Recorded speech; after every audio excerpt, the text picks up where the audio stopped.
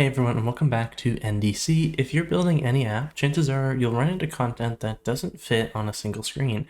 That's where ScrollView comes in. It's SwiftUI's fundamental container for displaying content that exceeds available bounds. Here I have an example where I have so many items, but a lot of them are clipping and I don't get to see the first items or even the last items. If we're using a scroll view, we're able to actually take all of that data and scroll through it. Easiest way to add a scroll view is to embed your stack, in this case a V stack, in a scroll view. Now when it updates, we can see that we can actually scroll through all the content. Even on the right side, there is a scroll indicator, which you could hide if you'd like, but I find it's pretty helpful for telling users there's more content to come. Using a list has this scroll property, but the scroll view actually gives you more control over custom layouts. Think of list as a table view for structured data and the scroll view as your go-to for any custom layout that needs to scroll.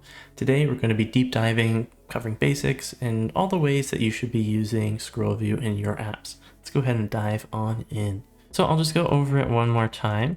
When you do have content that you want to be scrollable, and you can choose what it is, let's say, this V stack of this for each looping through all those items, you need to embed that stack or those layers within the scroll view. And this can be a V stack or, an H stack, etc. So again, I would embed and define my scroll view. And it gives it that scrolling property. If you want to specify which direction your scroll view is going, you can add arguments to the scroll view. So we can choose to make it either horizontal or vertical. So if we were to set this to be horizontal, it might look a little bit cursed, but we can scroll through these items. Although right now in a V stack, it's not that great. Typically for anything horizontal, you'll be wanting to use that H stack. And now we can horizontally scroll through all of the different items here. You can also choose to show those indicators. I typically leave them on.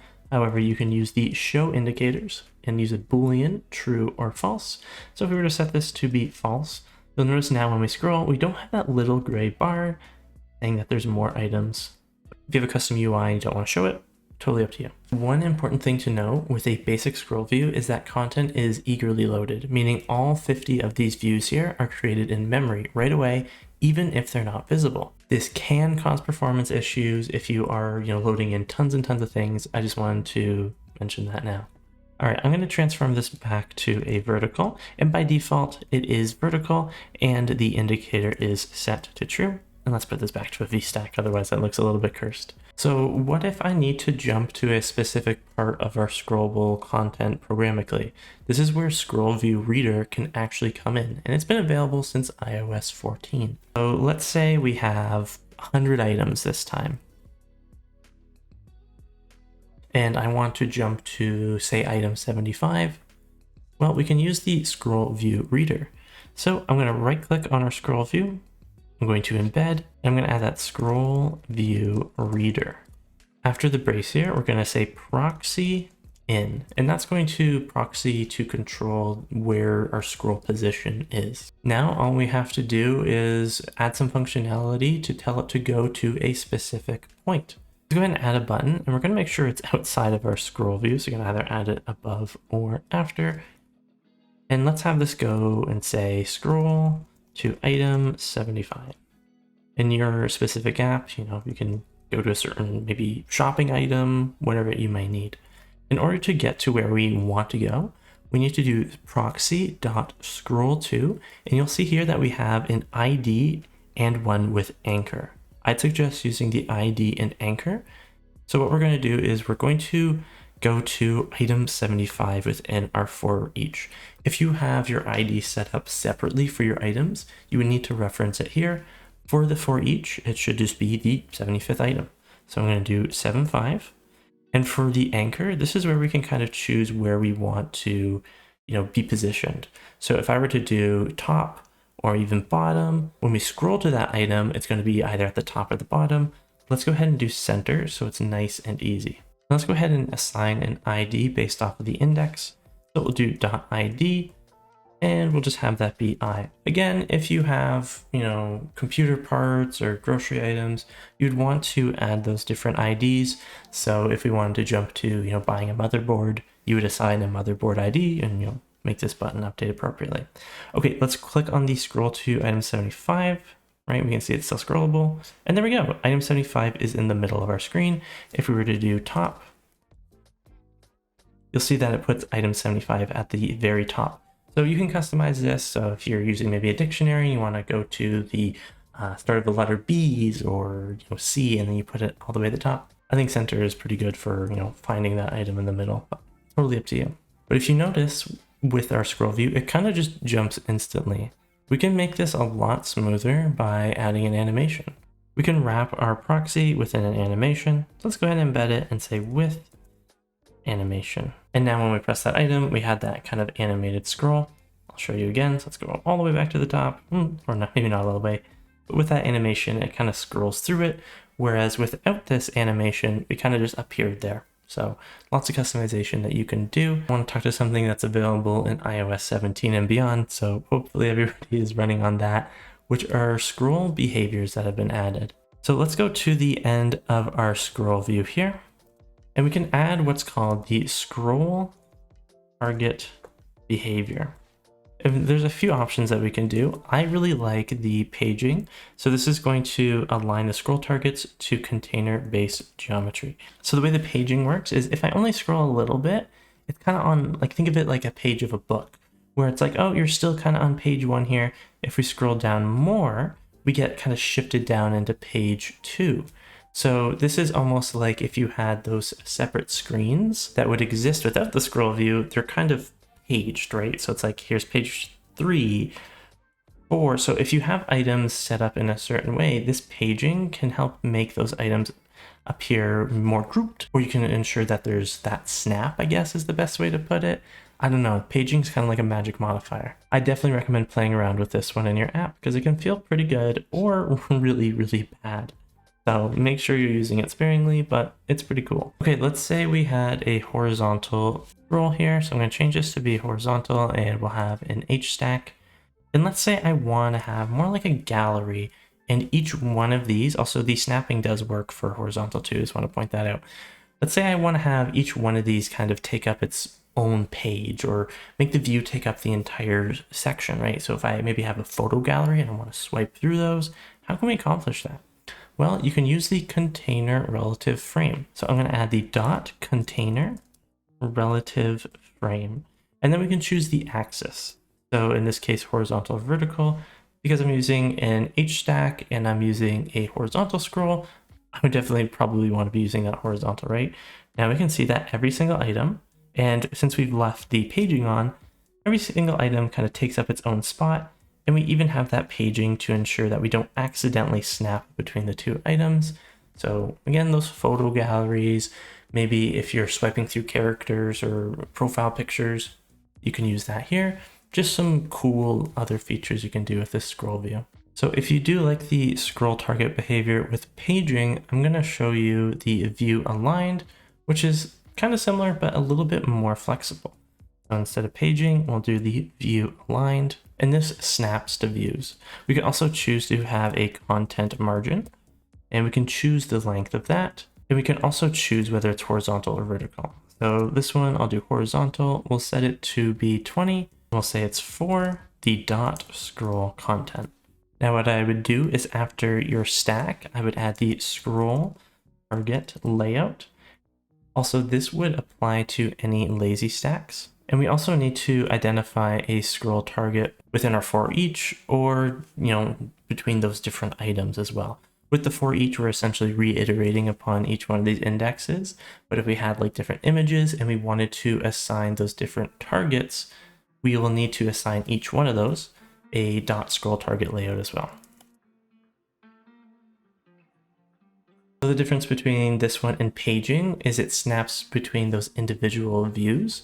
So this is really good for smaller cards or content blocks. For the paging, it's doing it as if you kind of have these different phone screens, if they were kind of lined up next to each other. With the scroll target behavior view aligned and assigning these scroll targets, again, you'd either do it individually or for a specific item. It's going to look at those different items. So let's go ahead and take our frame max width and let's actually shrink it down. Let's set the width to be maybe 100.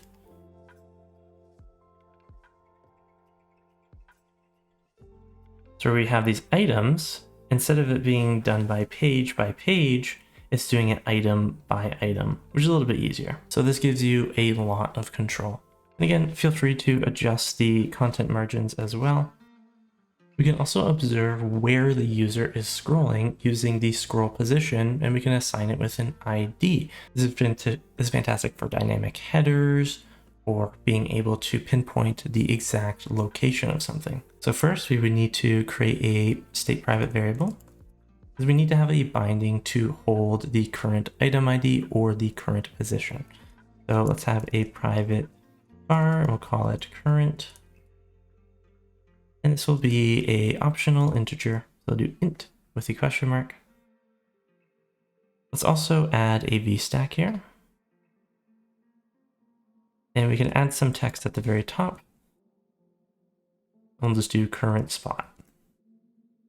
And we'll interpolate that current value.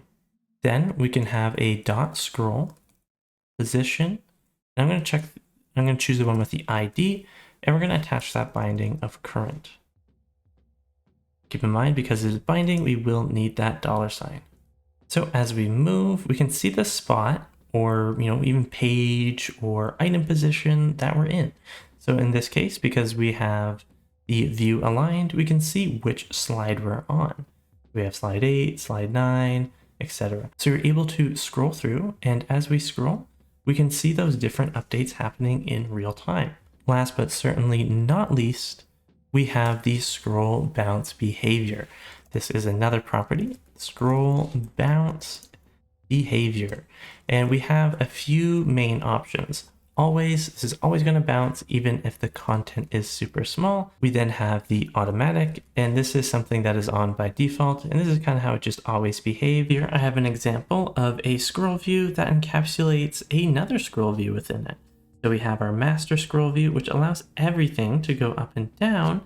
And then right at the start, I have another scroll view that's set to horizontal.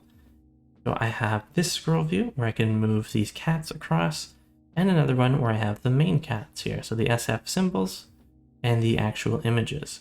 So think of layouts like Instagram, where you have the people's stories at the top that you can scroll through horizontally, and then their main posts in the middle that you can scroll vertically up and down. So you can use any combination of the scroll view. However, do not wrap a vertical scroll view within a vertical scroll view. You are going to have a bad time. This does not work at all. So make sure if you are going to be combining those different scroll views, you're doing one for vertical and maybe one for horizontal. If you do want to choose the frame at which you are seeing these different scrolled items, so for example, for this scroll view here, we can add a frame. So if I want this one to only take up a certain amount of space or width, if I set this maybe 150, we can see here that our scroll view is only taking up a certain amount of space. This is also especially good if you have other UI elements surrounding them. And we can do the exact same for our vertical scroll view here. So if we do the frame, and this time we do the height, you can of course do the width and height if you'd like, but let's set this one to be 300. We can see here that it's much, much smaller, and the frame applies here. So you can make these customizations to best fit your app's needs and purposes. There's so much you can do with scrollable content, and when we think about apps, there's so many apps that have scrollable content, because when we have so much of this wonderful content, we need to be able to make sure that we can present it all to the user, right? So now you've just unlocked the true power of SwiftUI's ScrollView, from basic setup to programmatic control, to even those advanced features like paging and view alignment. There's even more to explore, like using Geometry Reader within a scroll view for complex effects like parallax or sticky headers, creating custom scroll target behavior protocols, or fine-tuning content margins. If you want to challenge, experiment with the ScrollView Reader. build a jump to section feature, or try creating a beautiful image carousel using the scroll target behavior of paging by using the scroll target behaviors. If this helped you build a more robust scroll view, or just, give you some insight of some ideas or features that the scroll view does have, go ahead and hit that like button and subscribe for more content. Dream big, code bigger, and we'll see you in the next one.